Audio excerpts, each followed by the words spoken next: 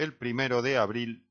en la división de Villa María de CITEDEF fue disparado con éxito un motor catapulta cohete para asientos eyectores de aviones de combate con el objetivo de calificar el funcionamiento de un nuevo banco de ensayos.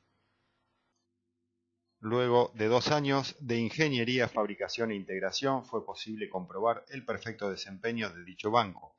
ajustado completamente a las especificaciones inicialmente pretendidas. Representó un especial desafío por las condiciones extremas de operación que presentan dichos motores.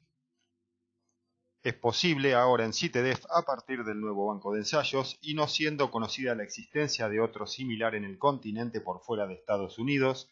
realizar estudios para determinar las prestaciones de sistemas nuevos en ocasión de su recepción o de sistemas próximos a vencer,